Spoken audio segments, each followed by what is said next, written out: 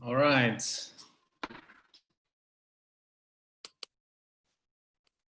Boa tarde a todos. Afternoon. Just a few more minutes, and then I think we'll be starting. All right.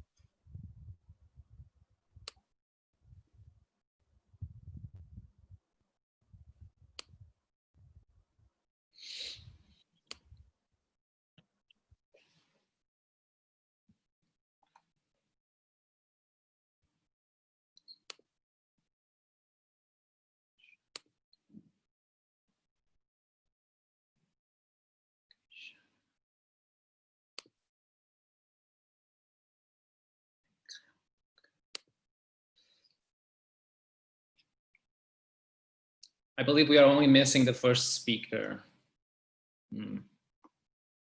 Yes.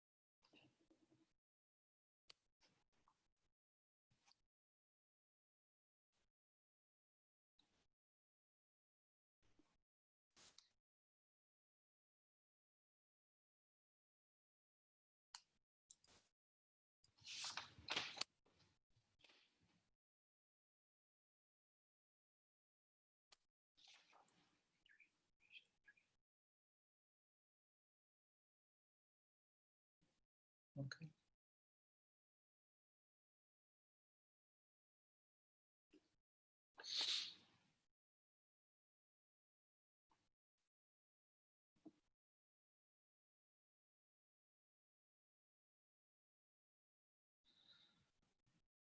All right, I think we'll have to start, even though I think we're still missing one of the speakers in the program. I believe we have to start, and we'll hope that he'll join us later on. So, with that said, good afternoon, everyone. Welcome to this to another panel on this very interesting and fruitful conference, the 7th International Conference on Eurasian Politics and Society, organized together by CESRAN International Autonomous University of Lisbon and the Observare Research Center. And we are very delighted to have this very specific panel this afternoon on great power politics in search for new world order. We have quite a roster of presentations, very interesting ones, and we are very much looking forward to hearing them all. just some ground rules that you are all probably well familiar with by now in this new modern kind of conferences which have to occur remotely. Each speaker will have 15 minutes for their own presentations. And I would ask all of them to be mindful of their time so that we have enough time as well for a Q&A afterwards, and to give our audience members the privilege and the opportunity to pose some questions and maybe even be helpful for your own research agendas. In turn, I would only ask our audience, which is growing by the numbers as I speak, and I can see from the menu on our right, but I would only ask the audience to remain with their audio turned off so that they don't disturb the due course of the session, and that they allow the speakers to present their work in peace and without interruptions. During the Q&A, if you could, I would ask the audience if you could pose your questions in the chat on your right. I will then try and do my very best to collect the bulk of them or most of them and turn them to the speakers themselves. And with that said, I think we can trying to see if our very first speaker is present, Pogacian Adrian, but I don't believe he has access to session yet. So I would probably just give the virtual floor to the second speaker in line, Andrew Leung from International Consultants in Investment Hong Kong, with a presentation on how will the integration of China's Belt and Road Initiative fare in defending a multipolar world order. Mr. Leung, I turn the Thank you. This is my first time on this conference. And my first time making my presentation on Zoom, but let's just try, see whether it works. I'm trying to, okay, share it. Can you see it?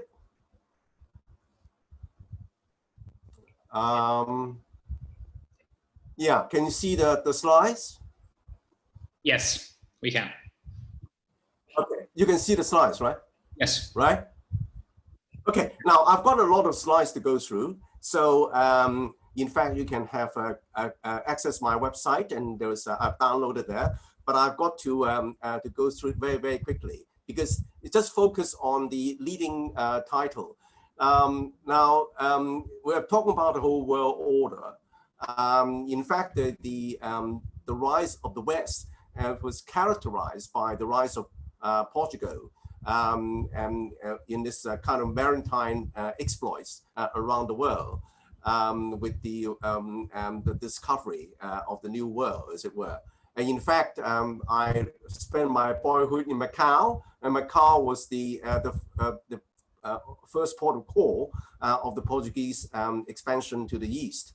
Now, and then trace fast forward, we have after Portugal, you have Spain, you have France, and then you have the Netherlands, and you have the Netherlands, and then you have France, and then you have Britain. But then, and ending up with the rise of the United States, taking over from British ruled world called Pax Britannica. So we've seen the rise of the Western powers, particularly the so-called maritime powers. And then, of course, with American capitalism, we have seen a unipolar world since the end of the Second World War, because with the collapse of the former USSR, and when the world is turning flat with globalization, America really reigned supreme. But in this kind of globalization, especially with the help by the United States of wooing China into the WTO, the World Trade Organization, and then a lot of the Asian countries who have been great beneficiaries. You can see that the gross national product of the Eastern powers, Eastern countries, particularly China, have risen dramatically during this period. And then during this period as well, China has become the center of the global and supply value chain. Everything, most of the stuff you see in department stores around the world have now been made in China, because the United States felt it beneficial to outsource all these cheap products or the production of these products, including polluting industries, to China. And China had to accept it because China want to have to find jobs for its millions of workers.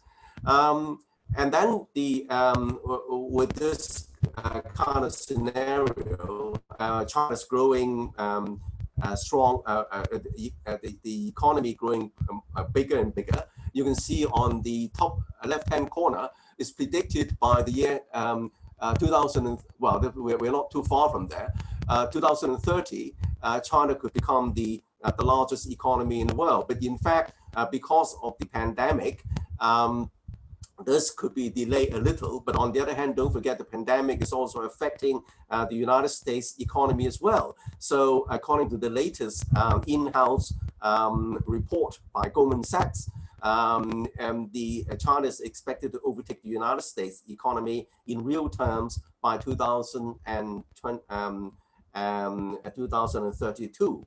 And then the remarkable thing about this scenario is that China has become the largest trading partner for 124 countries, compared with 56 for the United States. So China really sits at the hub, as the central hub of the global and supply and value chain.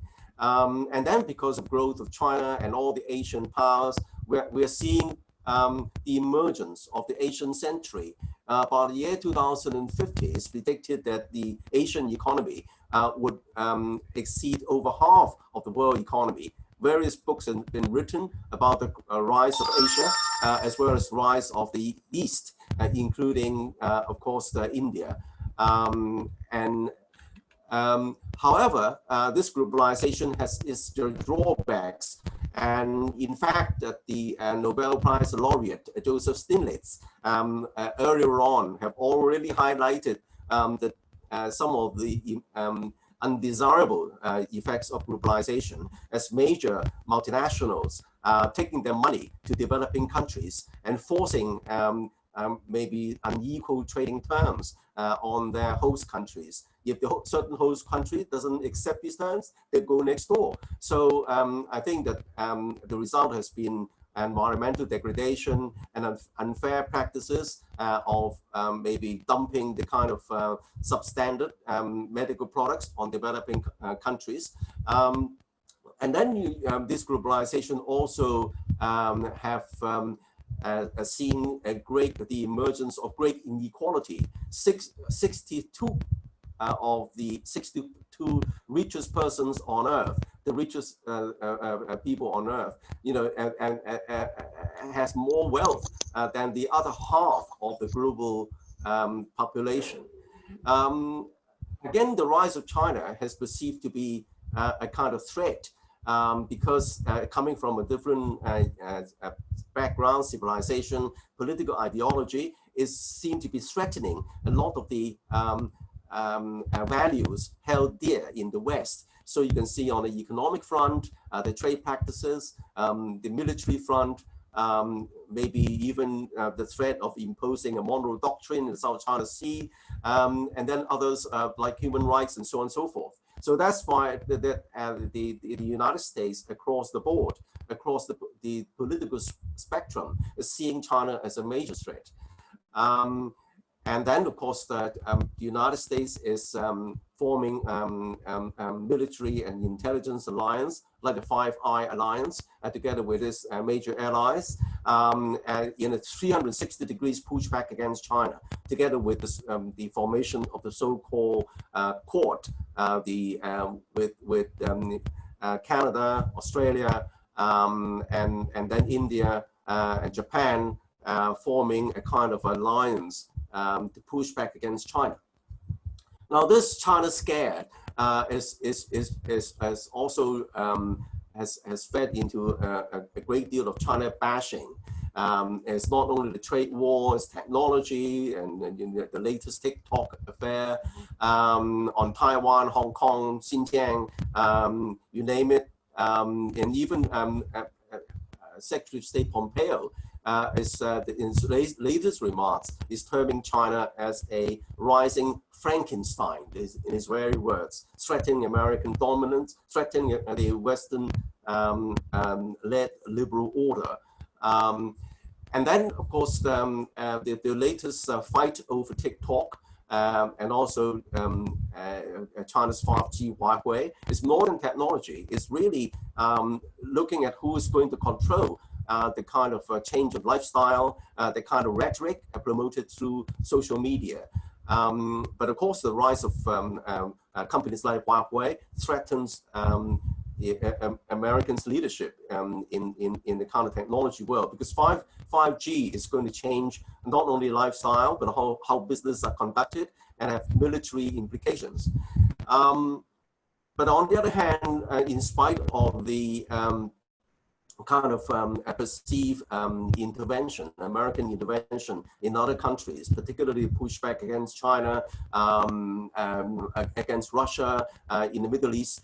Back home in the United States, there is a body of constituents saying that Americans should mind its own business and really to concentrate its efforts at home. So I think that there is a bit of a dichotomy in the American politics itself. However, under Donald Trump, under the Trump administration, under his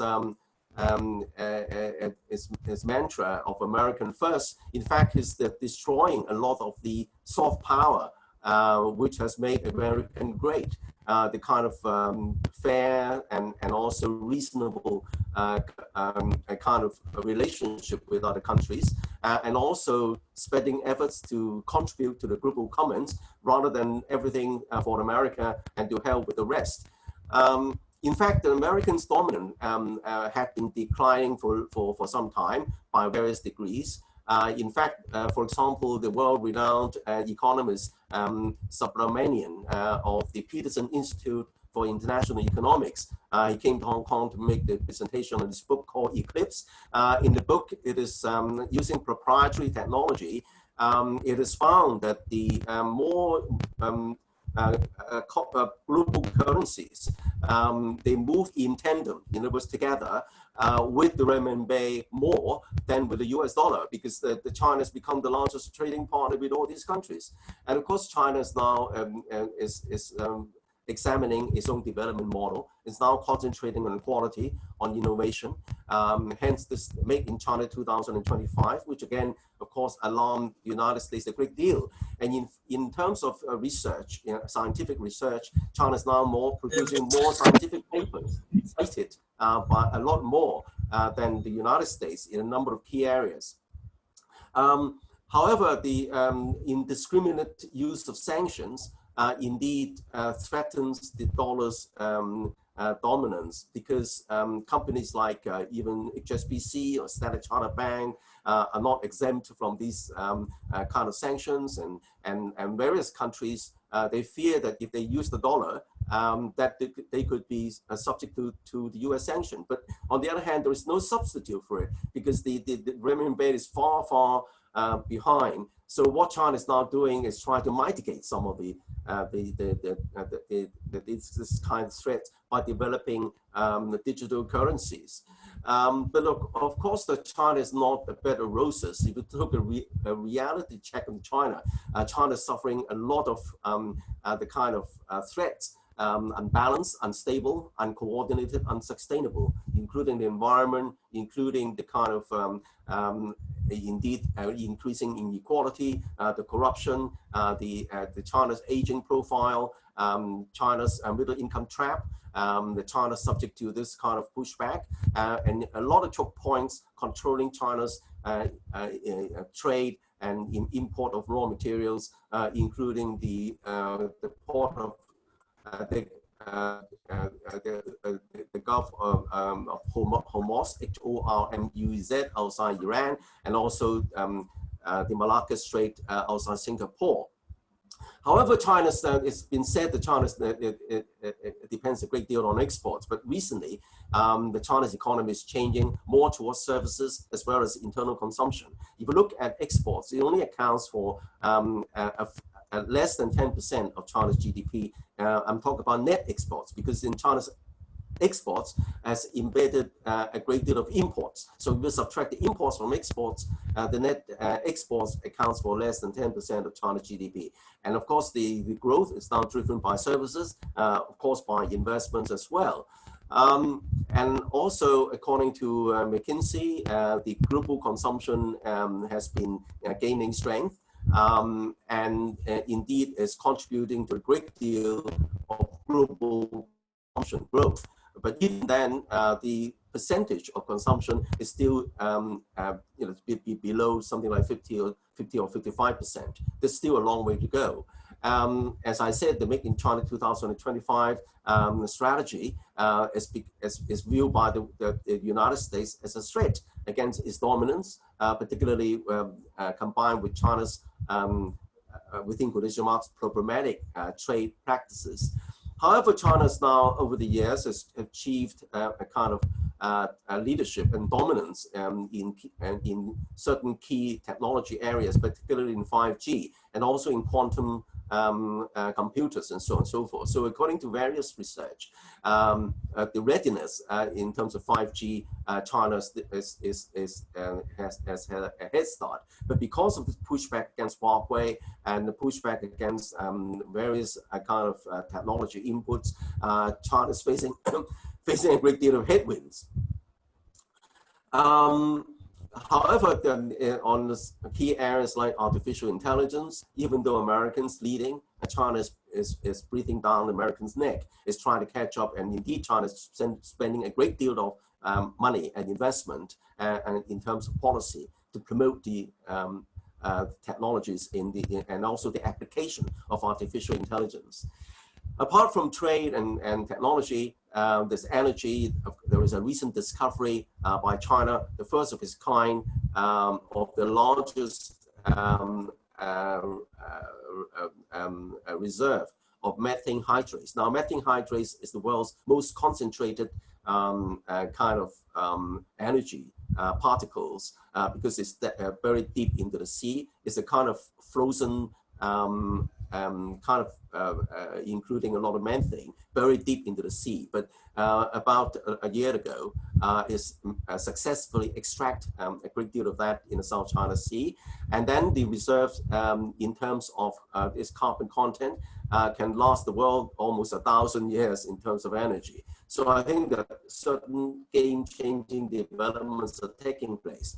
And China is now becoming a green superpower.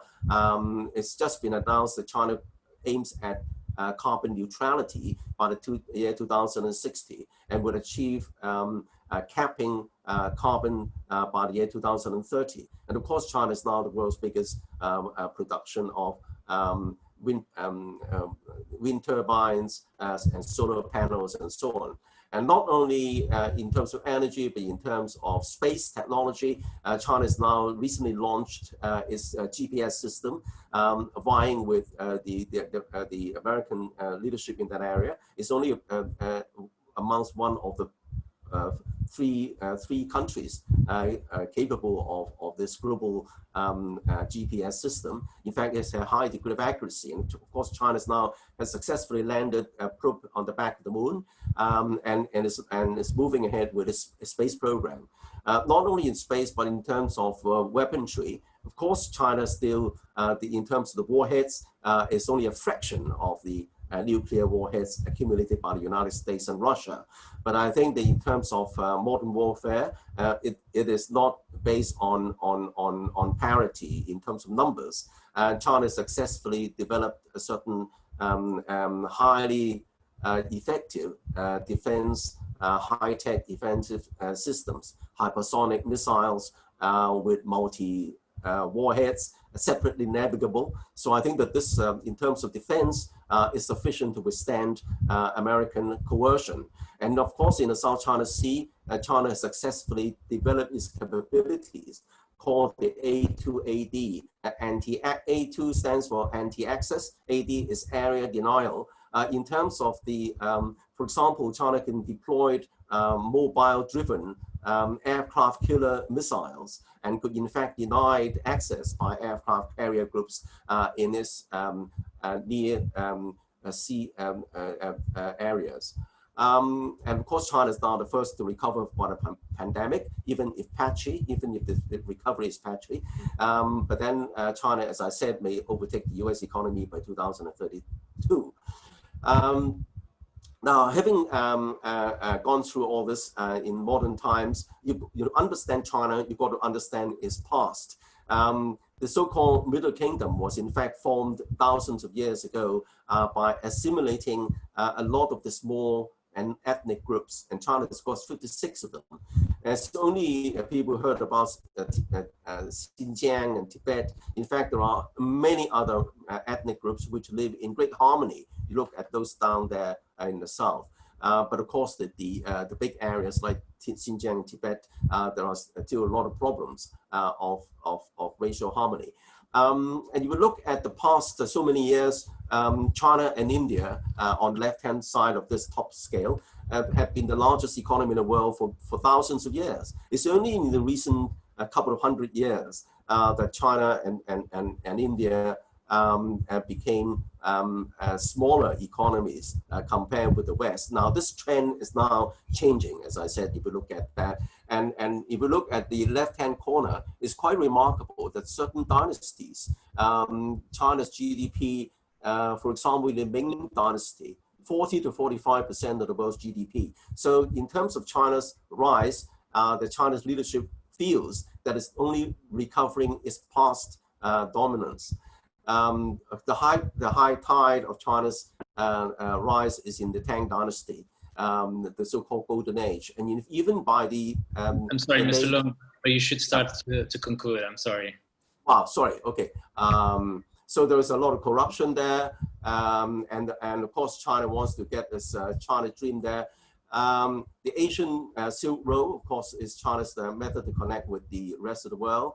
Particularly the Silk Road, the ancient Silk Road passes through Central Asia, and then especially Eurasia. And China, of course, has a lot of investments in Central Asia and the Middle East as well, and is now investing in Afghanistan, potential investment opportunities. China's Belt and Road and in the South Caucasus, and then even the NATO, Turkey is now embracing the Belt and Road, and then this development is about Eurasia, recalls this study of the so-called land power or continental powers vis-a-vis maritime powers characterized by the West dominance. And of course, the China's Belt and Road is based on China's dominance in seaports. The world's leading seaports are in China, and the whole world is now connected more and more by infrastructure. And there is a huge deficit of infrastructure investments around the world. So that hence the China's Belt and Road, and then with its subsidiary extensions through Pakistan and other parts of the world. And then, of course, the Belt and Road magnifies this connectivity, and of course, even linking countries like Afghanistan, through all the way to Turkey, to Europe. And China's, of course, building as part of the Belt and Road, the global digital Silk Road, and even linking the Arctic to complete the circle as the Arctic melts and makes it more easily navigable. In Europe, China is now wooing the so-called 16+1 countries, which are the Eastern European countries. That has caused problems as far as the EU is concerned. They regard it as a kind of China's effort to divide the European Union. And as far as Italy is concerned, Italy feels itself is the key point of China's Belt and Road, because it connects Venice, is the end point of the Maritime Silk Road, is the beginning point of the economic belt. And with all these connected infrastructure, and Italy is very well placed. There is a lot of concern about the debt indebtedness created by China's Belt and Road. For example, it has been total port in Sri Lanka, but in fact, the Sri Lanka is already a very heavily indebted country, not to China, but to other players. And of course, the Belt and Road is could be the last straw in the camel's back. So there is an accusation that China is now the loan shark, as a new imperialism. But of course, the Belt and Road only goes where angels fear to tread, normally in backward countries. So there is a great deal of hype and reality. Whether or not all this debt is created by the Belt and Road, there's some truth in that, but that's not the total picture. And the Belt and Road is now back on track, and hopefully China is now learning from some of the criticisms. The Belt and Road is now leveraging Hong Kong's strength under one country, two systems, as well as the Greater Bay Area. The national security law, even though there are some concern, it still rather clears the atmosphere of this kind of unrest. China as a country lacks democratic processes, but is excellent in terms of national outcomes. And according to various surveys, there are more people in support of the government compared with Western countries. For example, the right-hand side, the Harvard Kennedy School research shows that there are the level of support of the Chinese Communist Party. So I really need you to conclude. I'm sorry, we are very short on time. So that's the Asian Development Bank, and China's now growing in many different ways. So as far as China is taking a very, very active role in the multinational system, including playing a very important role in the United Nations. And the SCO, of course, sets to integrate Eurasia civilization with the Belt and Road. This is the last slide, I'm sorry. And because the world is full of problems which can have common interest, including the environment, including the pandemic. There are lots of areas which, for example, the exploitation of energy, and then the sustainable development goals. So I think that it depends on how the China is viewed. If we view it negatively, it could be a kind of Frankenstein. But of course, there's a lot of type in that. So thank you very much indeed.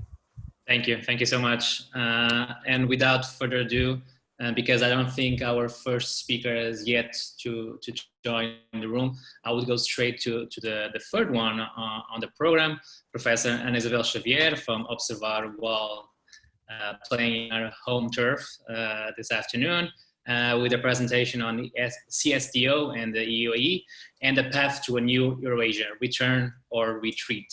And I would give the floor to you, Anna. Thank you so much. Good afternoon, everyone. I'm honored to participate in this panel being shared by Pedro Seabra, my dear friend, and looking forward for the fruitful discussion that surely will follow our presentations. I'm not going to use a PowerPoint presentation, and I will try to stick to the 15 minutes for my presentation. So the title of my argument is CSTO and EAEU. We will see the acronyms in detail, and the path to a new Eurasia, return or retreat, like Pedro mentioned. And my main research concern is that when we go depth into the analysis of the Collective Security Treaty Organization. I'm sorry, Anna, just to interrupt. Mr. Leung, could you just stop sharing your screen? Sorry, yeah.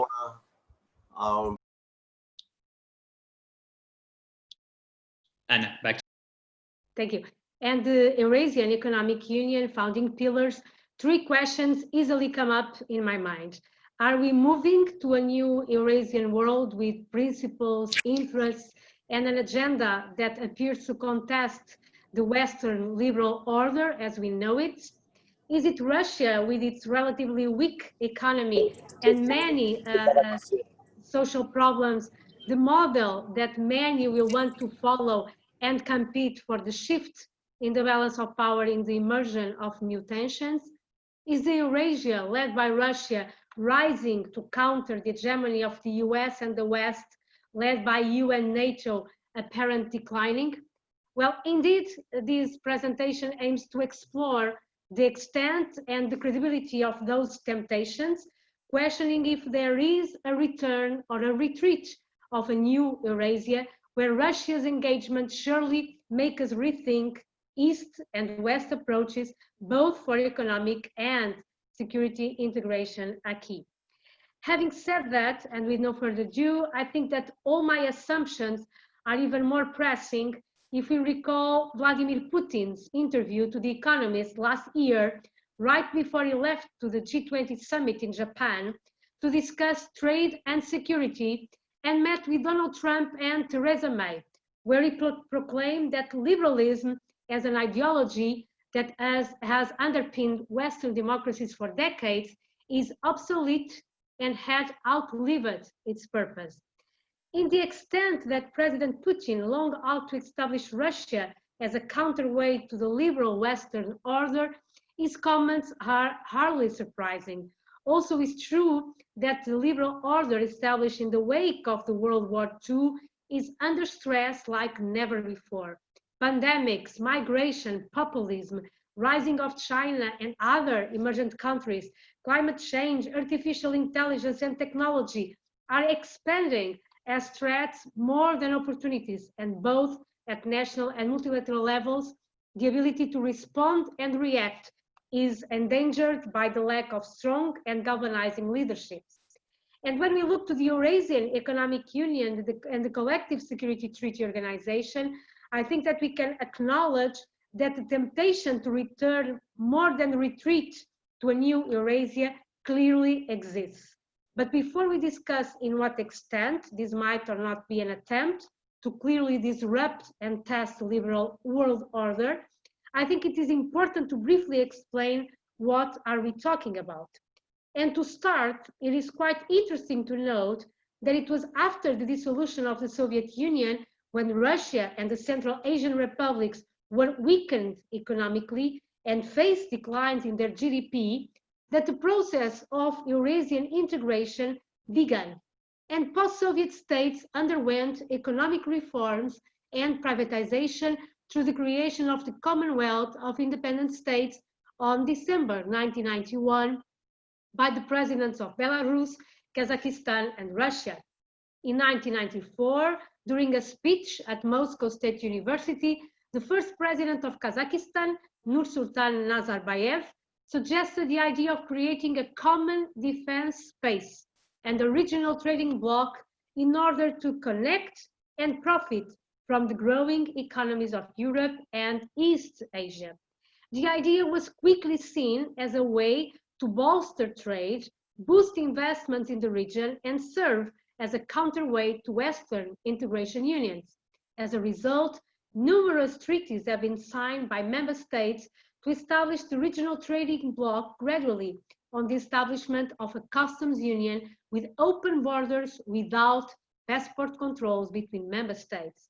In 2000, an Eurasian Economic Community, a treaty on a single economic space by Belarus, Kazakhstan, Russia, and Ukraine in 2003, an agreement to create a customs union in 2007, a customs union in 2010, and an Eurasian economic space in 2012.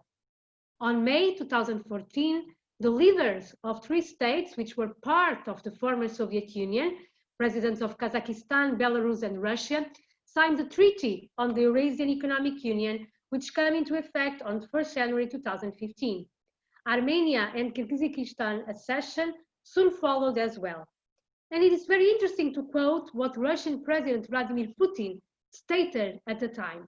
He said, "Today, we have created a powerful, attractive center of economic development, a big regional market that unites more than 170 million people." Also back in October 2011, Putin addressed a speech entitled "A New Integration Project for Eurasia, the Future in the Making," and he declared, "It took Europe 40 years to move from the European coal and steel community to the full European Union. The establishment of the customs union and the common economic space is proceeding at a much faster pace because we could draw on the experience of the EU and other regional associations. We see their strengths and weaknesses, and this is our obvious advantage since it means we are in a position to avoid mistakes and unnecessary bureaucratic superstructures." End of quote. In fact, the EAEU already introduced the free movements of goods, capital, services, and people, and provides for common policies in the macroeconomic sphere: transport, industry and agriculture, energy, foreign trade and investment, customs, technical regulation, competition, and antitrust regulation. Also, provisions for a common currency unit in a span of 5 to 10 years and greater integration are envisioned in the future. In addition, Russia, Kazakhstan, Belarus, and Armenia aim to create a common electricity market until the end of this year, as well as a single hydrocarbons market by 2025. Obviously, the Eurasian Economic Union has always sought to base its model on the European Union, despite historical foundations, member states, and geography. In fact, as the European Union, the EAEU also operates through supranational and intergovernmental institutions and also has two councils, one gathering the heads of the member states and the other the heads of the government of member states, one commission as executive body and a court as a judiciary body. But other factors must be considered. First of all, because geography matters. As the European Union benefits of an integrated market of 500 million citizens and many more beyond its borders, and the 18.8 trillion US dollars in 2018, representing 22% of global economy, the Eurasian Economic Union has an integrated single market of 183 million people and a gross domestic product of over 4 trillion US dollars. However, geopolitics of resources also matter, and a lot, for the Eurasian region.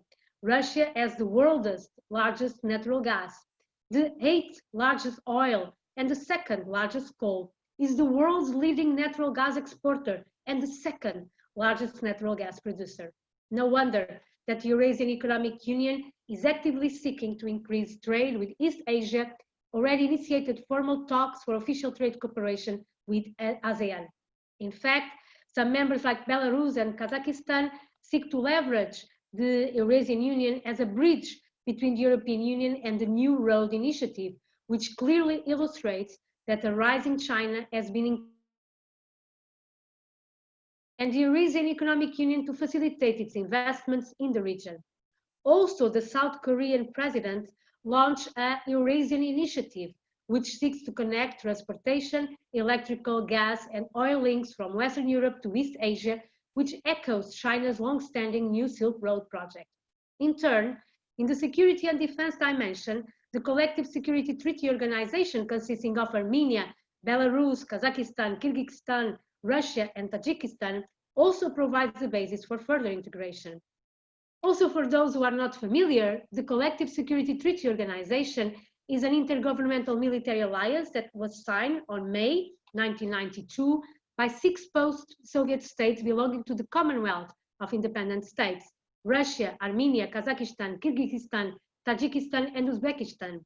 3 other post-Soviet states, Azerbaijan, Belarus, and Georgia, signed the next year, and the treaty took effect in 1994. 5 years later, 6 of all 9, all but Azerbaijan, Georgia, and Uzbekistan, agreed to renew the treaty for 5 more years, and in 2002, those 6 agreed to create the Collective Security Treaty Organization as a military alliance. The CSTO Charter reaffirms the desire of all participating states to abstain from the use of force. Signatories would not be able to join other military alliances or other group of states, while aggression against one would be perceived as an aggression against all, the same as NATO's Article 5. In 2005, the CSTO partners conducted some common military exercises. And in October 2007, the CSTO signed an agreement with the Shanghai Cooperation Organization to broaden cooperation on issues such as security, crime, and drug trafficking. On October 2007, CSTO members agreed to a major expansion of the organization that would create a CSTO peacekeeping force that could deploy under a UN mandate or without one in its member states. The expansion would also allow all members to purchase Russian weapons at the same price as Russia. On February 2009, an agreement to create a collective rapid reaction force that is intended to be used to repulse military aggression, conduct anti-terrorist operations, fight transnational crime and drug trafficking, and neutralize the effects of natural disasters also took place. But, and almost as my final remarks, in what extent the Eurasian Economic Union and the CSTO collides with NATO and the EU as providers of a collaborative or competitive integration of different civilizations within the eastern borders? In other words, are we moving to a new Eurasian world in progress, in the making for sure, but with principles, interests, and an agenda that appears to contest the Western liberal order as we know it? Is the map being redesigned by new dividing lines? What is the way forward? A new Cold War? Well, I think that we need to be realistic, but also cautious and not too alarming. Of course, the tensions between the Eurasian Union and the European Union, as well as between the CSTO and NATO, occur, as both have sought to deepen their ties with several former Soviet republics through enlargement, privileged partnerships, and in large degree, economic and security sticks and carrots. The temptation to look at the Eurasian Economic Union and CSTO as a way to reunite many of the former Soviet republics and bolster Russia's ties to former Soviet republics is quite clear for the West. In December 2012, former Secretary of State Hillary Clinton claimed, "It is not going to be called that, Soviet Union. It is going to be called Customs Union. It will be called Eurasian Union and all of that. But let's make no mistake about it. We know that the goal is, and we are trying to figure out effective ways to slow down or prevent it." End of quote. On what considers the European Union, counter and deter the East was never a founding goal and will never be a pillar. But NATO, as we know, it was meant to keep the Soviet Union out, the Americans in, and Germans down. I'm quoting NATO former Secretary General Lord Ismay. The Warsaw Pact succeeded from 1955 to 1991, and 1 year later, CSTO, as a collective defense organization, was created. Today, when we look to NATO's narrative on hybrid and 360 degrees actions, we clearly assess that the Readiness Action Plan and the assurance measures are clearly designed to endure for as long as necessary land, sea, and air activities in, on, and around the eastern part of Alliance territory through a graduate, flexible, and calibrated approach to protect the allies. In addition, NATO air policy might be selling as a peacetime collective defense mission, safeguarding the integrity of the NATO alliance members' airspace, but as we know it is designed to respond to the daily aggression that the Baltic countries claim to suffer. For NATO, Russia is still perceived as a privileged partner based in the strategic concept signed in Lisbon in 2010, and for the EU, Russia is, despite the sanctions following Crimea, despite the current situation in Belarus, and despite the vaccine nationalism that the President of the European Commission proclaimed last week in the State of the Union, a major bilateral partner. So to conclude, I want to say that neither liberalism is obsolete, nor a new Cold War is arising. But at the same time, there is no retreat in the Eurasian world, but surely a long-standing temptation to return to the great geopolitics of the Cold War.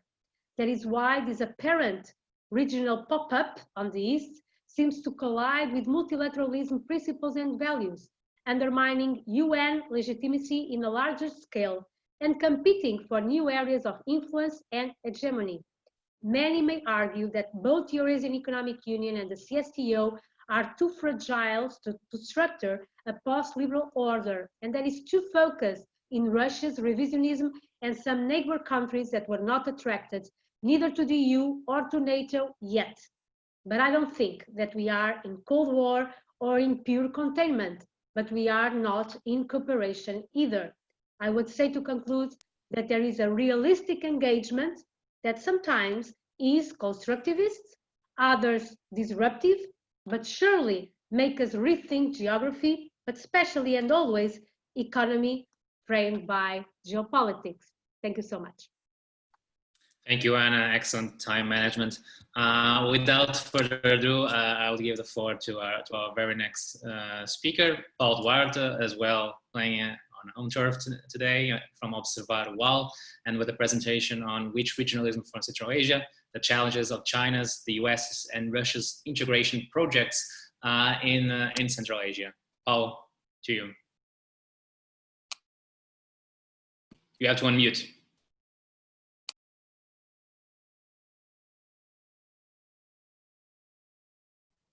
Yeah, can you hear now? Fine. And can you see the PowerPoint? Okay, so thanks for these two extraordinary presentations so far. It's a pleasure to be here with you. Now my presentation today is about Central Asia, and I argue that there are competing projects in what comes to regionalism.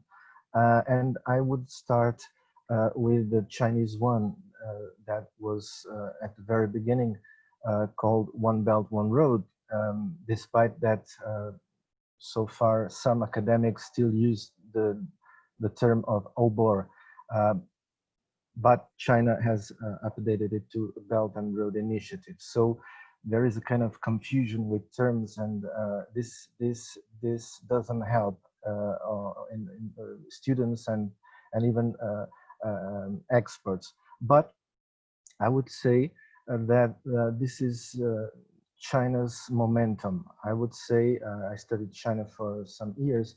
I would say that this is not an emergent power, contrary to what many argue. I believe that China is a re-emergent power. China itself as a state is a relatively new state with decades, but as a civilization, it's a millennial one. So it's time for China. I would say that it's Xi Jinping trying to make China great again, a bit like Trump, but Trump used that slogan. So China's momentum is what we have also witnessed in history with the so-called Pax Romana.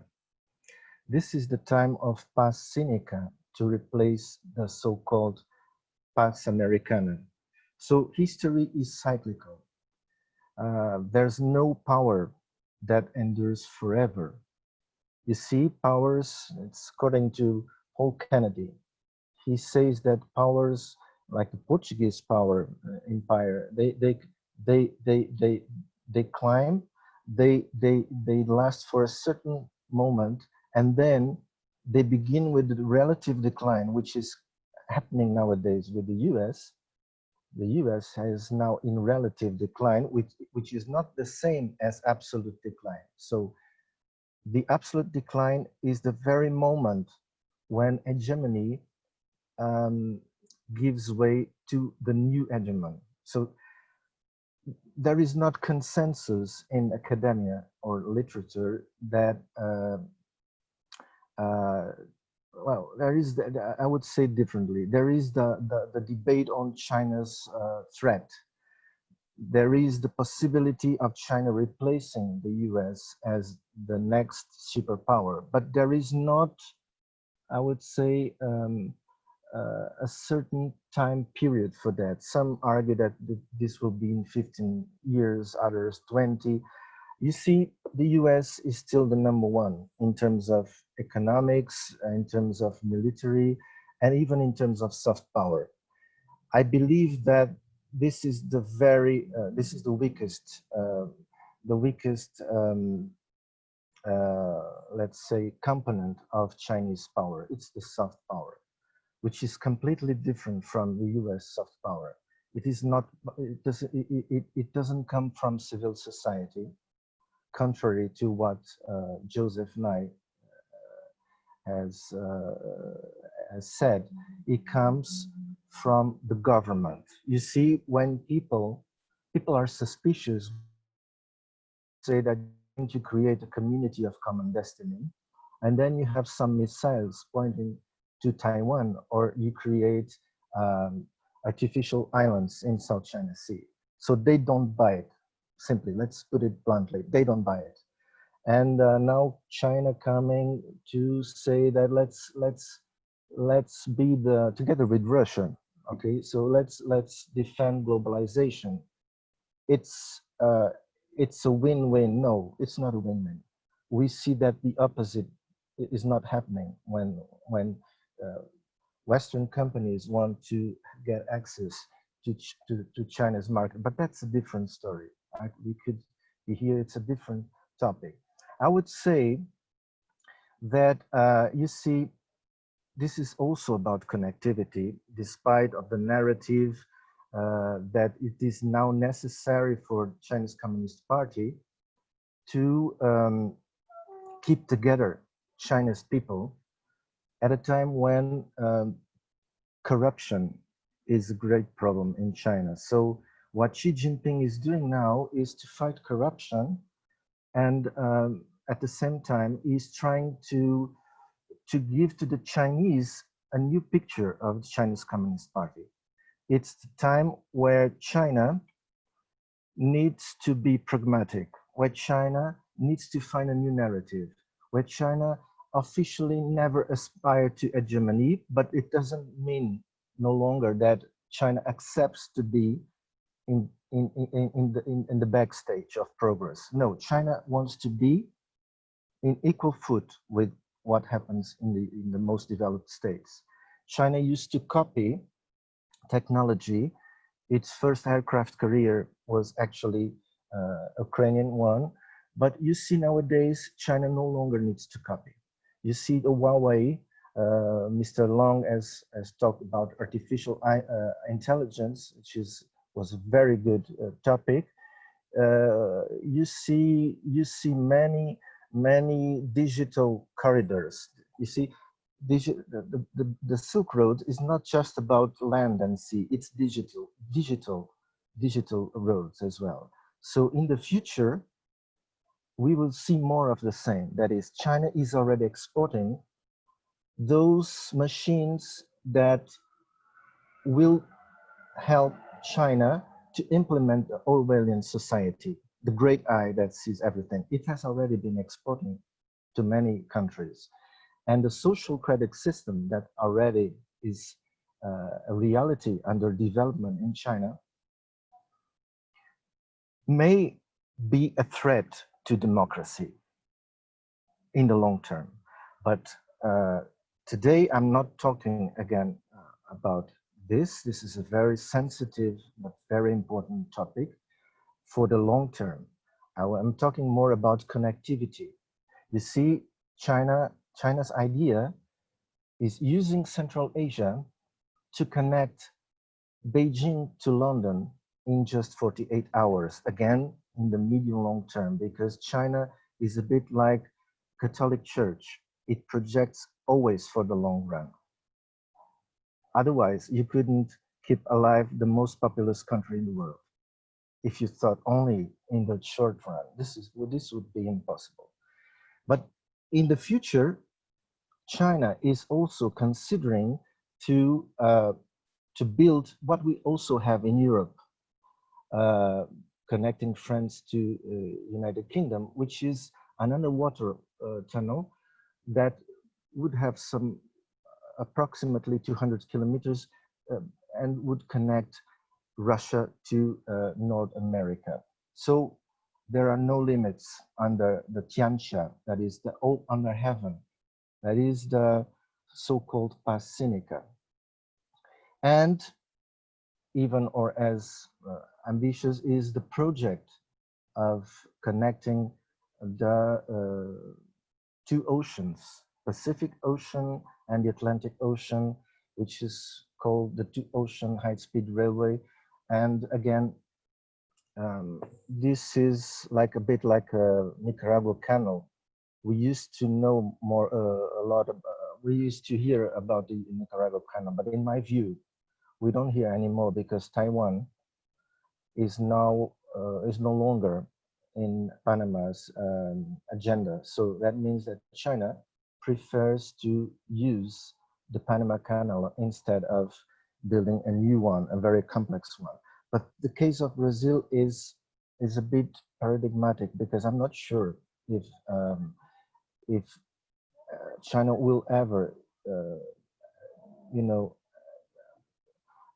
be allowed to cross the Amazonia. This is a very complex ecosystem. But still, to finish, the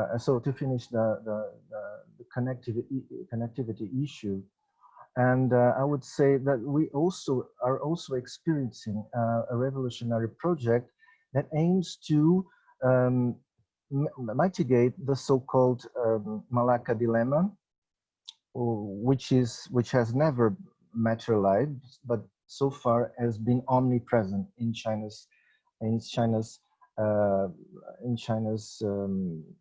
foreign policy, and this explains that China wants to build a 3,000 kilometer corridor connecting the Xinjiang to the Indian Ocean. It's a polemic one, but I'm not talking about this. I just want to now to explain that the word New Silk Road is an ambiguous one, because you have the Chinese New Silk Road, but you also have the US New Silk Road. What I can tell you about this, and to keep my time, is that former Secretary of State Hillary Clinton, when she was in Chennai, India in 2011, there was a time, the first and I think the last one, that she mentioned the word US New Silk Road. Because you see, the US has a project, also a regionalism project for Central Asia, despite it is an extra regional power, contrary to Russia. But it wants to develop trade, etc. Let's see, when I was in Central Asia doing research, I talked with many people connected to intelligence. They just asked me to not to be quoted by their name, but as regional experts. Many people linked to the US diplomacy. They were great experts in terms of water management, crisis, but simply this is not US priority right now, Central Asia. And specifically under Trump, the America Great Again, let's forget about our allies and concentrate in ourselves. So, but originally the idea was to develop Central Asia, logistics, but it is different from the Belt and Road Initiative in, I would say, one big stake. The US excludes Iran. This is one major difference. While you cannot exclude Iran, Iran is a regional power as well, a very rich power in terms of oil and gas. So you see what happened in history when we excluded Germany. That explains that Hitler has fostered national discontent and made the Second World War, whatever. But you cannot exclude Iran. And also, one different thing as well is that according to US New Silk Road, the most important is Afghanistan, which is also different when it comes to China's New Silk Road, China's Belt and Road Initiative, because albeit China is present in Afghanistan, paying Taliban most of the time to secure their stakes there, which is not effective, by the way. Let's say that China prefers to focus on Central Asia. And illustrative at this regard is that from some years, you no longer have the monopoly of oil and gas that you used to have in Soviet or even in Russia times. That was ended by the Chinese. So this is remarkable.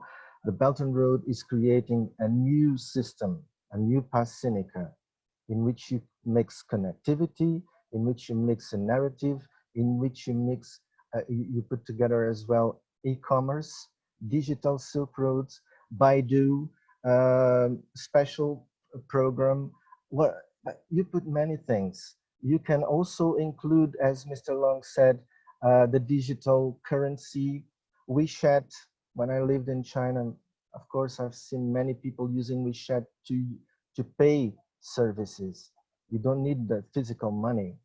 This is bringing to China cashless cities, but this could be implemented in the Western world as well. So it's not just about ideology. I agree with Anna. It's not a Cold War, but I'm not sure whether Samuel Huntington was right. I've been criticized by many people, experts, to defend that we may be witnessing a kind of clash of civilizations, to the extent that Confucianist one is different from the Western world order, from the Western culture. I did not, you see, I kept my vision. I keep it. I believe that these are incompatible values. I believe that you don't need a military war. And the proof of that is that you have a trade war. So the side of this trap has already begun. I'm sorry for that, but it's my strong vision that you don't need a military war to prove that you have incompatible values and civilizations. But I'm not defending Chinese nor criticizing it. It has some good aspects and some bad aspects as well. So I would finish with this, Russian New Silk Road. Russia doesn't need a narrative to justify that Central Asia, it's near abroad. And China knows it very well. China has been very careful in its Western flank, given Russia economic ties, etc. Despite, I'm not sure that CSTO works within Shanghai Cooperation Organization. It's two different postures, two different stances. A bit like the Galileo program in the European Union that has been cancelled due to suspicions over Chinese using their intelligence, European intelligence, to build their own Baidu system. The Russians don't trust the Chinese neither. So, but I would say that for Central Asian states, that is good to have a competition. That is good to have two different powers offering more and more. They can choose. And the former president of Uzbekistan, Karimov, he knew very well how to play two different states, one against the other. I would say that, however, and to finish, Russian project of integration in Central Asia is a bit risky, to the extent that Russian economy is in decline, to the extent that the Eurasian Economic Union, which is, let's say, of Russia's project for Central Asia regionalism, I would say that it is built on a previous failure that is precisely the Eurosec, Eurasian Economic Community. And simply, Central Asian states don't want to give Russia, I will finish, the monopoly and to build, because Russia's intentions are not, let's say, economic. They're geopolitical. This kind of states don't want to give Russia the leeway to build a European Parliament, but in Central Asia, like a Central Asian Parliament, because this is Russia's intent. It's to build something in Central Asia based on the EU supranationalism, with a single currency, a single parliament, to give Russia strength, of course, based on new Eurasian postulates. But these countries don't want to do that. They like the game. They like to see China offering and Russia offering them as well. So to conclude, I just want to say that these are very challenging times for geoeconomics, for geopolitics, for geostrategy, for this world that it is too scarce in terms of resources, and therefore there are no forbidden borders. Even the space, the asteroids, are now the new limit to bring energy to Earth. So you see that even the policy of non-interference that has been for a long time China's great tenet is disappearing. And it will be very interesting to observe how Russia and China will cooperate not only in Central Asia, but as well in lato sensu in the world sphere of power, because probably we will be witnessing the creation of an Iranian-Russian-Chinese axis that is given to a large extent to Trump's administration policy. Thank you, Pedro. Thank you all. I finished on time. Thank you, Paulo. If you could just stop the share screen. Sure. But thank you for the presentation. We're just trying to keep the schedule here going, and without further ado, I'll just give the floor to Ekrem and Ozgur Tufekci from the Agri, Ibrahim, Cecen University, and CESRAN International, respectively, with a presentation on transformation of humanitarian intervention, a comparative perspective, 1945-2020. I know that both of them are in the session. I'm not sure who exactly will be presenting. It's me. I will present. Oh, here we go. Thank you. You're at the front. Okay, thank you. And hello, good evening to all. Greetings from the eastern part of the Turkey. And it's very pleasure to be here. I would like to first thank you, the CESRAN International and the organization committee of the for their effort to prepare this Congress and all participants to be here to listen us. Okay, now. Is everyone okay with PowerPoint?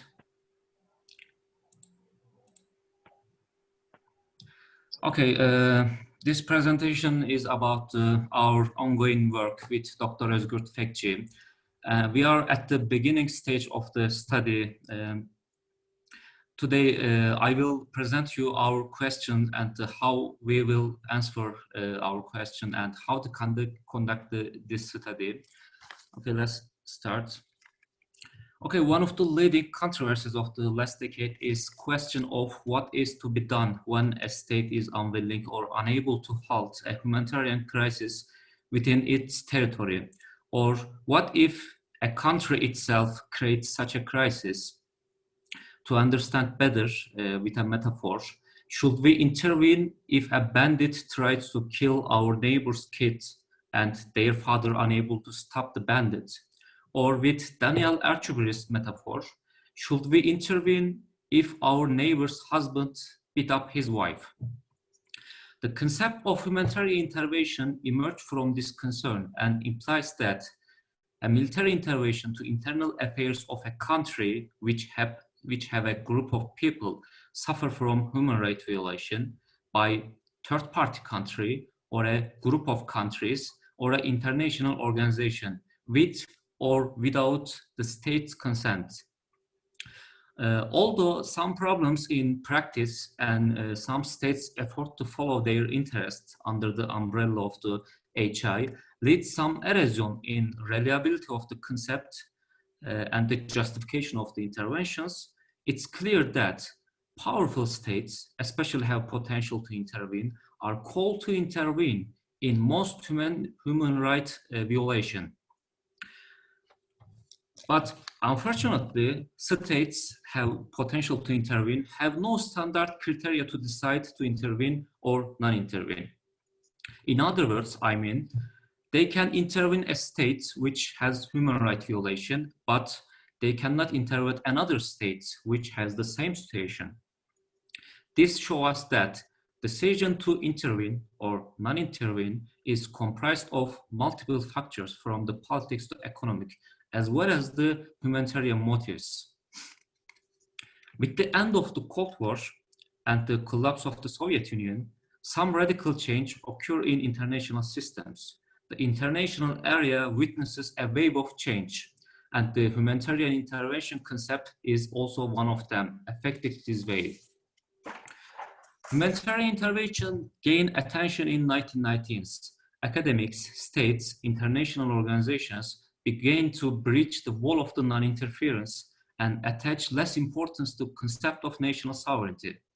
The sanctity of the national sovereignty was reduced, and the opinion that humanitarian violation as responsibility to protect by all states was gaining more attention. It's noteworthy that after the Cold War, there is an intrinsic willingness among the states and the non-governmental organization to address humanitarian events. For example, in addition to great powers, the rising power in the regions with humanitarian problems were also more willing to do their part. Moreover, international organizations became more organized to focus on human rights violation after the Cold War.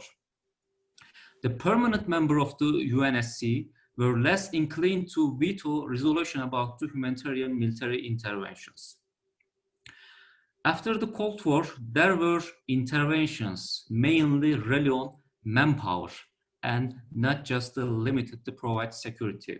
I mean, to be precise, interveners' task is not just limited to stop violence and provide security.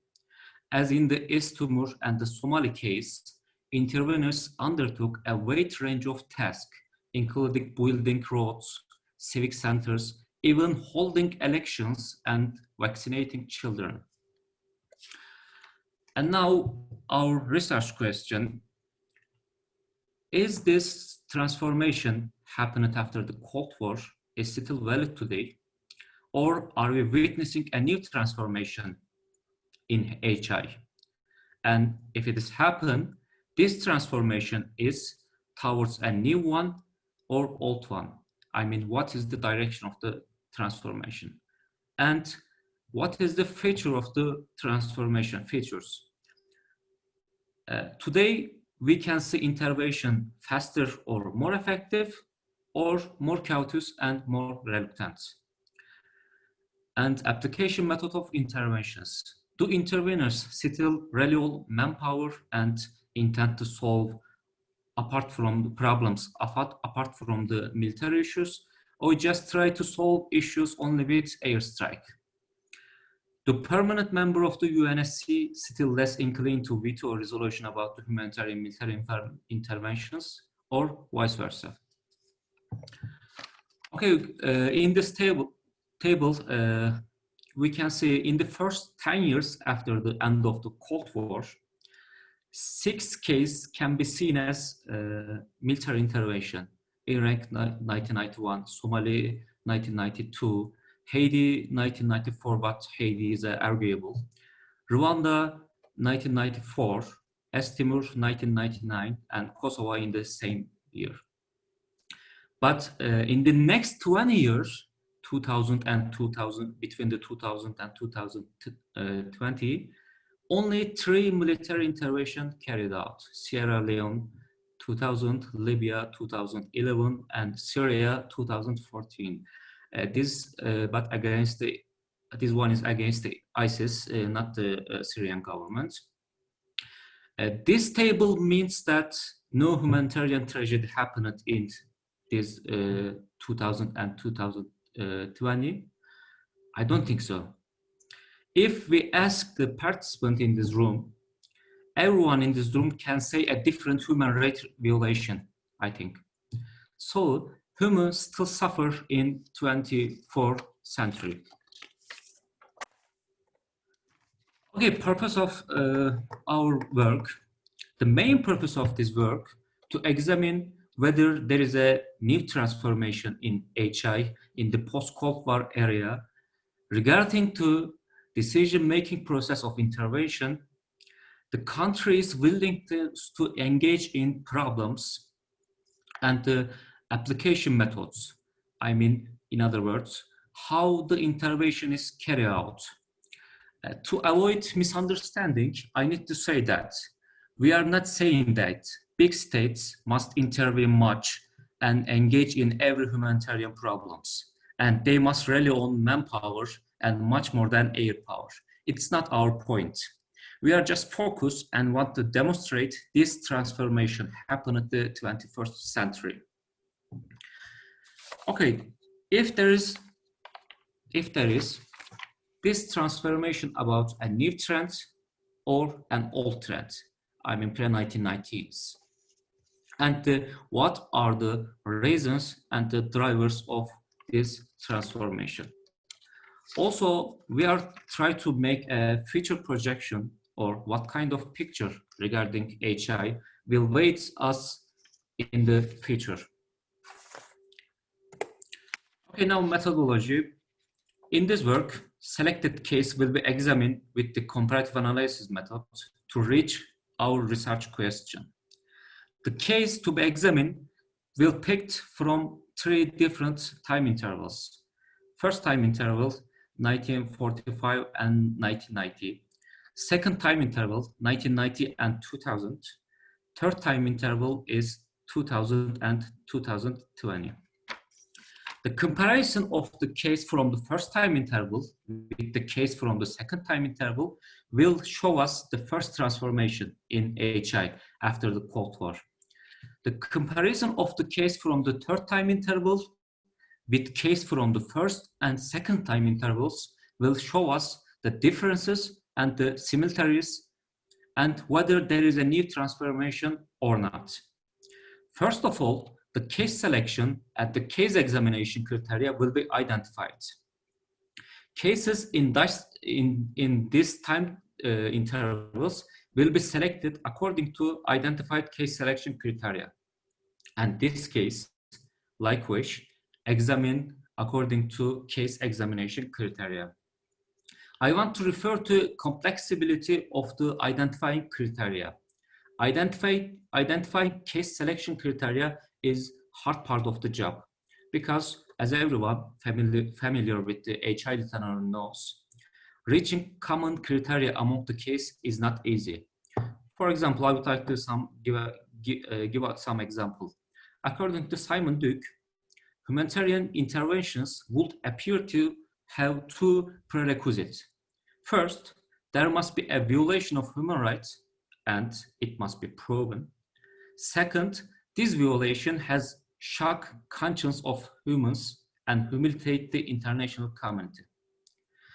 And for the Paul Christopher, 4 criteria sufficient for the determining the permissibility of the humanitarian intervention: just cause, proportionality, last resort, and lastly, public declaration of the lawful authority.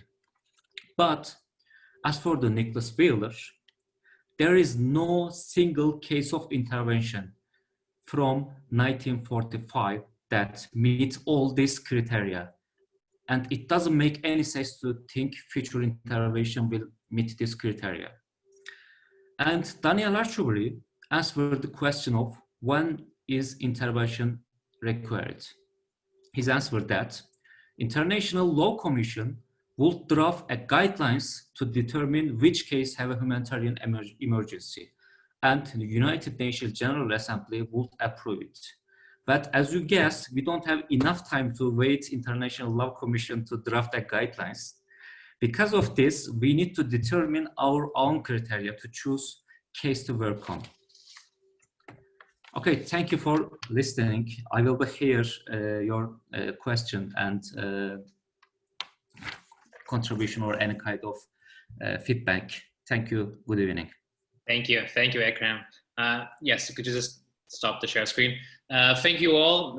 Very interesting, very different, and very interesting 4 presentations. Unfortunately, our 5th presenter, I'm not sure he could join us, or I still don't see his name on the participants list on your right. But with that said, I will just use a bit and abuse a bit of my position as moderator of this panel to kick off a bit the Q&A with just a very short comments, and maybe try and push you all against some of the things that you presented here, and maybe to try and get a response out of you in terms of your ongoing work, and hopefully they can contribute a bit to what you're all doing. And then afterwards, I'll open up and see if some of the audience would also like to chip in and pose questions of their own. Sorry? And very quickly, I'll start with Mr. Leung's presentation. I think you actually made a very good, you painted very nicely the overall depiction of the challenges that China is facing and might still face in the coming years. And I think you provided a very broad overview of those challenges, and you could pinpoint some of those that might affect more or less China's ambitions in terms of its external projects, so to speak. But as I was listening to you and also reading your abstract, I was wondering if we can also add a different layer to distinguish those kinds of challenges, in the sense that they all seem to be either thematic ones or carry out or led by external powers. And I think some of the episodes and instances that we have been observing in the last few years is that China can also be challenged, for example, by local populations in countries where they are trying to implement large infrastructure projects. And I was wondering if those kinds of challenges on a more local or a mini level should also be accounted for in terms of what we can expect China to instill in the overall international community. In terms of Anna, I actually have a couple of points here, because I even in my own work, I'm very interested in terms of international organizations and in terms of multilateral mechanisms. And I'm always fascinated by how this kind of projects might be instrumentalized by whichever country is in the lead. And I was wondering if we can map, or if we can pinpoint some evolution in the mandates of those 2 organizations, in the sense that of knowing if they've also adapted themselves, if their mandates adapt themselves to the changing international context, or if they have been designed as such from the start and are mostly empty shells, or rather hollow in their overall aims. Are they serving a purpose just to be instruments for the leading power behind them, in this case Russia, or are they actually fulfilling some of the original goals that were set forward when they were created? And at the same time, when we're talking about this kind of mechanisms and organizations, there is quite a literature in terms of knowing whether their own internal bureaucracies have a life of their own and are actually able to push in a different route or towards specific issues. And even though they are both very young, so to speak, organizations, I was wondering if we have witnessed some kind of instances where these organizations might be going down that path in terms of having their own internal bureaucracies concerned with specific goals, or whether we're mostly, again, seeing a play by Russia instrumentalize them as it wants, as it can. And at the same time, I was just wondering if they are being actually used in the same playing field, in the sense of whether an economic union is being pursued at the same time or simultaneously as those security interests by CSTO, or whether or not there's an actual strategy in terms of adapting to the agenda and to whether international developments in the region ask for a more economic tailored approach or a more security tailored approach. Yeah, and that's about it. Regarding Paulo, it was very interesting to see that there might be actual competing narratives, whether we call them Silk Road or not, but by other countries towards this very same region. But I would maybe push you on the use of the regionalism concept, and whether or not we are actually seeing the promotion of regionalism as led by these countries, whether China, Russia, or the US, or whether or not we are witnessing a more a la carte approach in which you cherry pick the partners in the region which you want to work with, instead of actually creating the notion or the narrative of a region. Because if not, I think at the very least we're seeing these countries also pushing the boundaries of our preconceived notions of what a region looks like or should look like. And so if that's the case, maybe we should really should stop talking about Central Asian regionalism, given that we are going beyond just Central Asia and trying to maybe push a bit for the concept. But this is just a bit of a provocation in order to maybe think this through. And yes, in terms of the bite that you mentioned, that Russia and China might not have the same bite as the US, if we consider them as overall equal players in the international context. But I wonder if, even if that's true, whether or not they have different bites, and whether or not we should be talking about different ways, not to punish, but to cause harm or affect relations that we also have to take into consideration. I'm just bringing this up because I found it very illustrating this notion of the bite, and whether or not they can actually bite and cause an impact.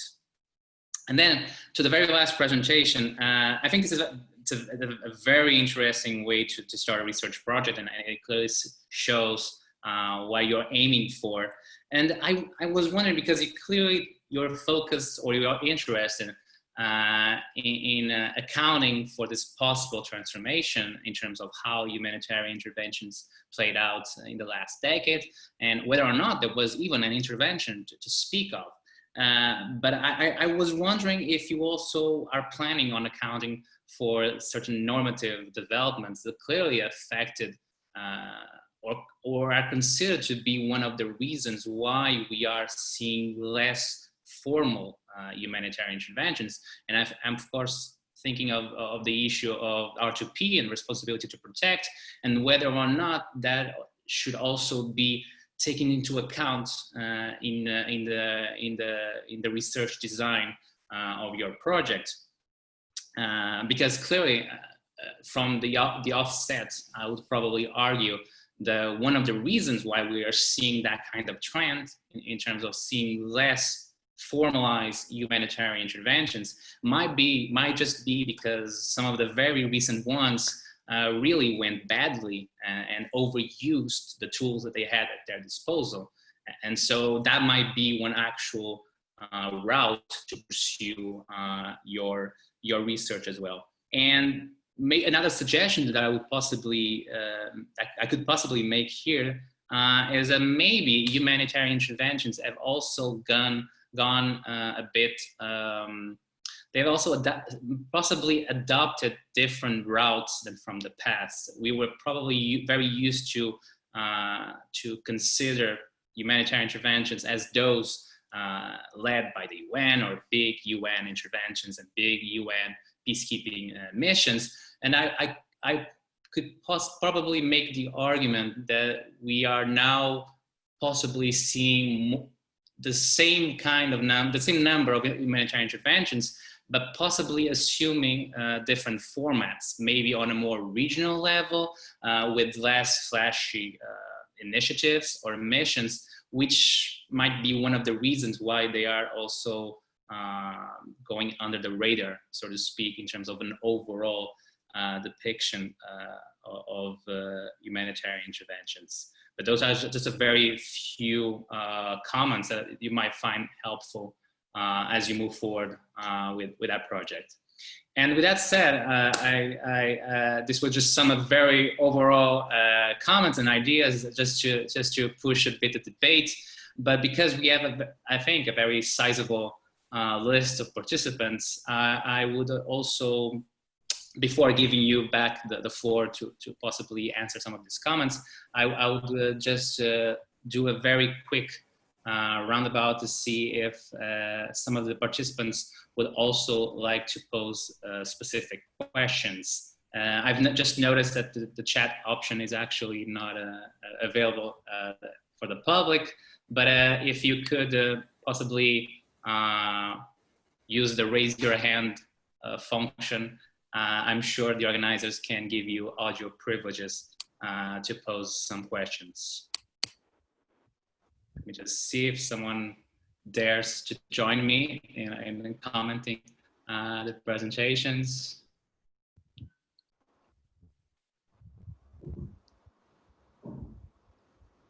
We seem to have a very shy audience, but if that is the case, I will then give you a bit of more of leeway in terms of the time available to possibly expand on my remarks and also on your own presentations and some of the things that you might choose to pursue down the line. And I'll just go over and follow the same order. So, Mr. Leung, I would give you back the floor.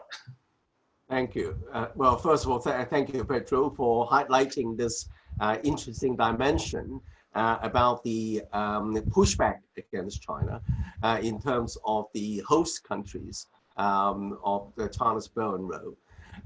In fact, there's more than pushback from the host countries. It's the pushback from many countries, particularly, of course, the United States.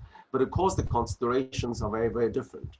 Now, in terms of the host countries, to answer your question directly, I think that there's a perception that the Belt and Road initiatives is generally regarded as non-transparent because, and there is no clear kind of plan or detailed program as to who are going to be invited to take part, and then what's the end objectives are, and then how the host countries are able to pay back the debt, and to what extent the debt would add to the already heavy debt burden of the host countries.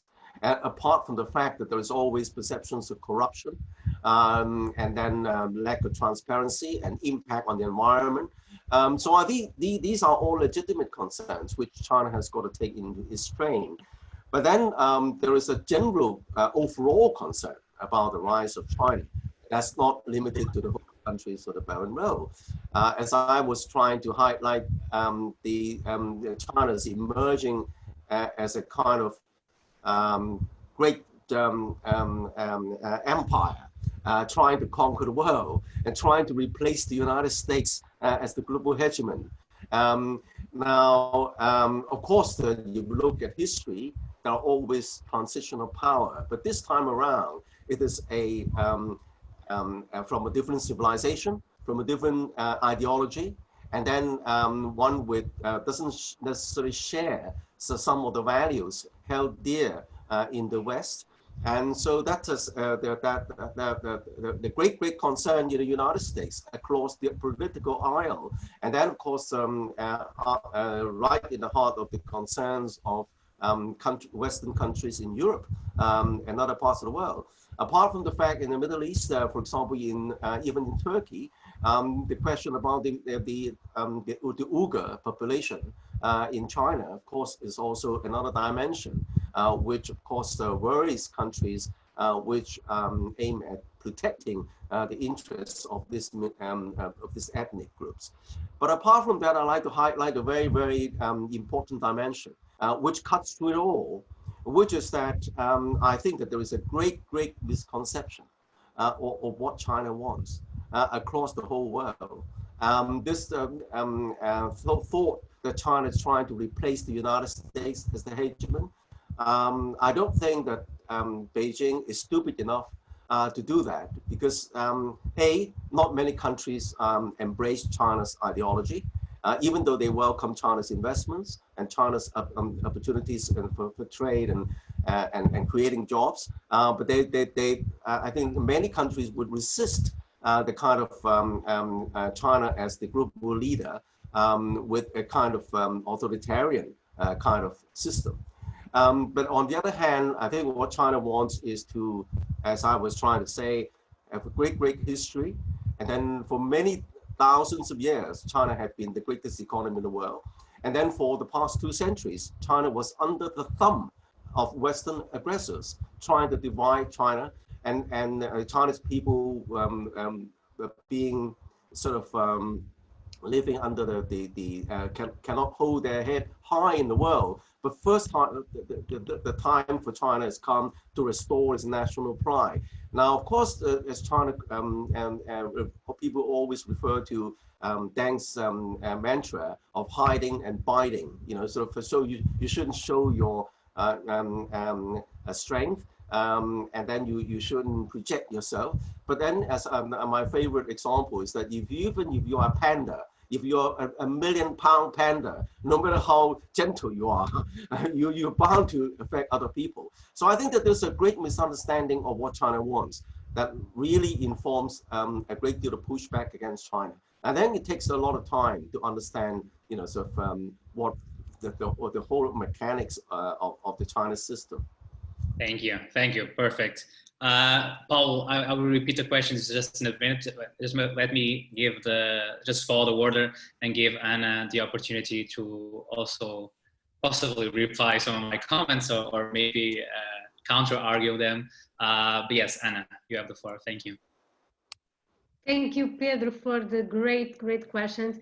I'm so sorry, I'm going to disappoint you. I don't have a proper answer to those questions, though I do have a personal opinion and a personal feeling that is also based on the fact that I live in Portugal and I don't live in Lithuania or in Estonia. That changes a lot when we're talking about Russia. And the fact is that being an academic and living in Portugal gives me an approach towards Russia that I think it's a little bit more balanced if I were in the Baltic countries. Having said that, I think that your question is very interesting, because it is obvious, and it's a very proper question to ask, if they are only serving a purpose, only being instrumentalized by Putin's ego, or if they are fulfilling the original goals of the creation of those organizations. I would say that both the European, the Economic Eurasian Organization and the Collective Security Treaty Organization, they were designed for further integration. And if the Eurasian Union was designed in a step-by-step approach, so first of all, it's economic cooperation, then we will further think about economic integration, and we are giving small steps even towards a unique currency and an absolutely integrated market in terms of the 4 freedoms: goods, capital, people, investment. So in the case of the Eurasian Union, it is a small steps integration. In the case of the CSTO, since the beginning, it looks like we are reading the NATO founding documents and the NATO founding concept, because we have it all. We have an Article 5, we have multi-annual exercises to harmonize and to integrate different approaches of the member states. We have privileged relations between the allies, so we have it all. So I would say that even if we are not very critical on the fact that these two organizations could be seen only as Vladimir Putin's ambition, because they are not only that, but for sure I would say that they compete and contest the post-Soviet space. We still have some countries, like I said, Belarus, Kyrgyzstan, that are still in the Russians' influence. They are not in the European Union's influence yet, and they are not in the first line of the EU's or NATO's influence. They are not part of the enlargement of the EU or the privileged partnership of the EU through the European neighborhood policy. So they are still very much in the Russians' influence. And for that reason, I would say that it is an instrument in the extent that we clearly see Putin's ambition to have a united post-Soviet space. But it's not enough to say that it is a clear competition towards the European Union or NATO. I would say that both organizations are trying to do its own road. They are trying to have its own partnerships and allies, even with the ASEAN countries, with China mainly, because they want to be big, they want to be strong, also because they want to compete with the EU and NATO, but mostly because they want to be strong by their own. So I would definitely say that there is an evolution. There is also very much space to evolution, but they are at the same time fulfilling the goals, adapting and serving a purpose that, in my opinion, is to have a united post-Soviet space towards Russia influence, but with a very strong commitment to the global leadership. Thank you, Anna. Paulo, just to sum up some of the comments and the main question that I was actually posing to you, I was just trying to push a bit against your idea that, or the use of the regionalism concept, and whether or not we should maybe adapt to the lens of analysis in terms of what we are saying that we are witnessing in terms of what these countries are trying to do towards these countries and these vast land masses, and the fact that you actually showed very nicely different competing geopolitical narratives that are maybe aiming for the same overall goal, but calling it a different thing. But whether or not we should be calling this regionalism, trans-regionalism, or if there is even a problem with the word regionalism, and if we should be starting to consider a bit different notions of what these countries are trying to do in terms of creating different supply chains that cut across land masses and continents and defy a bit our previous notions of regional projects. Should we still be talking about Central Asia as a regional goal, or are these countries moving beyond that and tarnishing that idea? That was essentially my comment to you. Yes.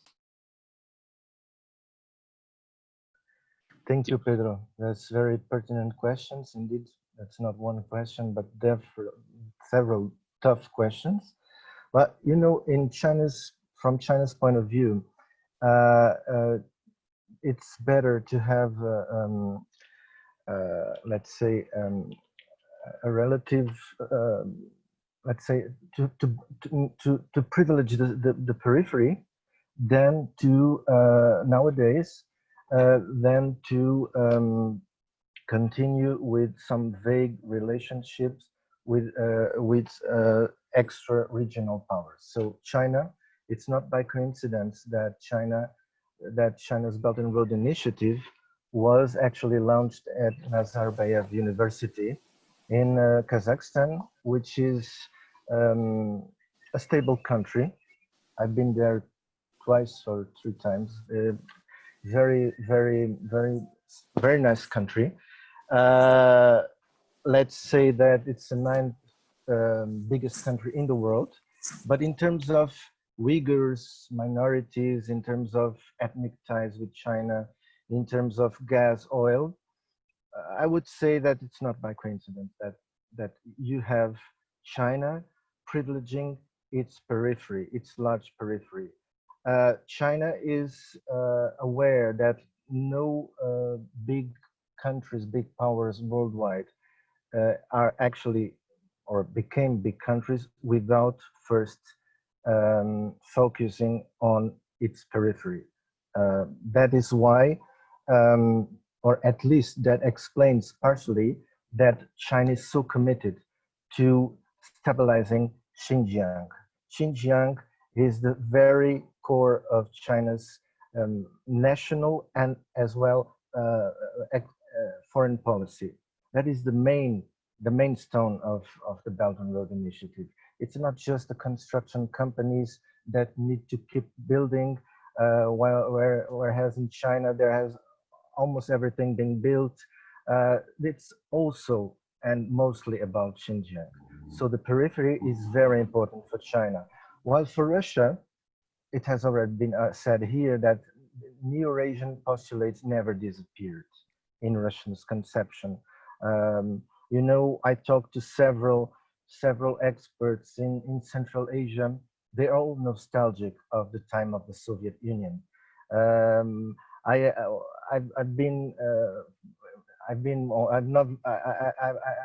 was only in 3 countries, not let's say Kazakhstan, Kyrgyzstan, and Tajikistan. I don't know yet so far. I don't know the Turkmenistan or Uzbekistan, because these are more complex countries to visit. But from what I heard of local people, they feel nostalgic about times of when the system took care of everything. Moscow took care of everything.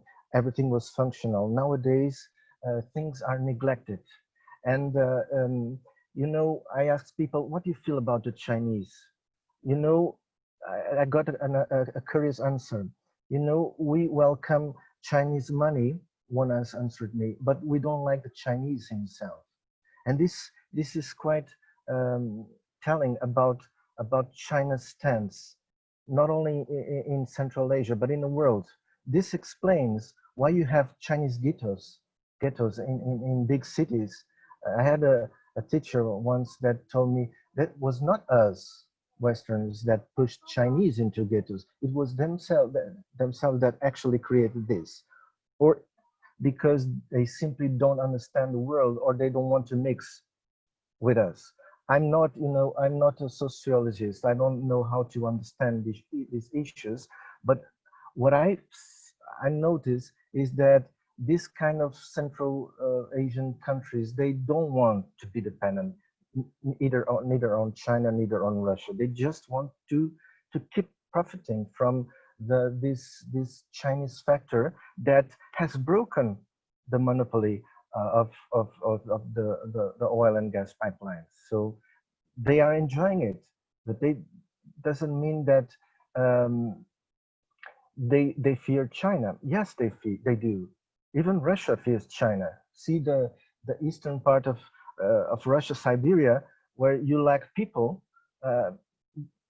I think it's a common feeling against China, but we have to learn how to deal with China, to accommodate to China, or probably think in a different way in adapting. Otherwise, it will be complicated for our values and system to survive.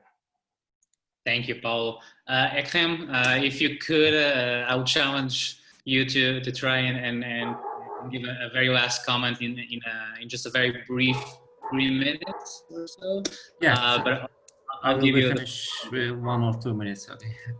Okay. Thank you for feedback, and I note that.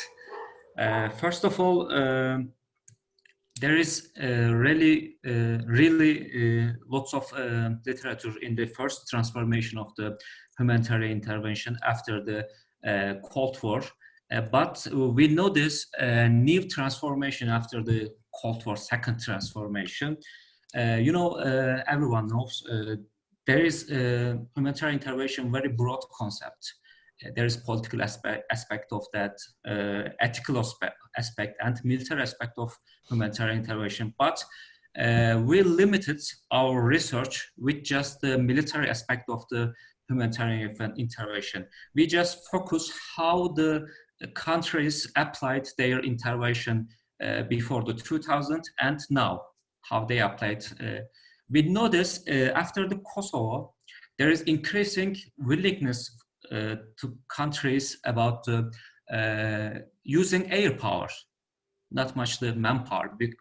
Before the Kosovo, countries intervenes really on manpower, and they are trying to solve problem apart from the military issues, not just stop the violence. And there is a very concept subsidies for the humanitarian intervention. For example, there is no concept of R2P before the 2005, and after the 2005, we witness responsible to protect R2P, and now Brazil have another I forget the name of this another concept, and we will emerge humanitarian intervention, R2P, and peacekeeping operations under the umbrella of the humanitarian intervention, and we will pick our case according to our identified case selection criteria. That's why I said the criteria is the most part of the job. Okay, I will take into consideration your comments. Thank you for feedback. And another question, I will be here. Okay. Thank you, Ekrem. Unfortunately, we are really running short on time, and we really have to close down this panel. I would like to thank Andrew, Paulo, Ekrem, and Anna for this world tour that we took with this panel. We went to very different and very interesting topics that touched upon different dimensions of international relations and the Eurasian. But I'd like to commend you all for your presentations. I would like also to tell you that in just a few minutes, we'll have a book presentation, a book discussion panel actually on America in Afghanistan, foreign policy and decision-making from Bush to Obama to Trump by Professor Sharifullah Durrani. I would invite you all to stay on this very same Zoom meeting link.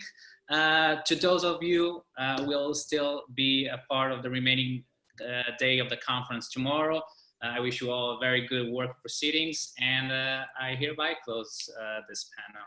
Thank you so much, and have a very good rest of the afternoon. Thank you. Thank you all. Thank you, Pedro. Thank you.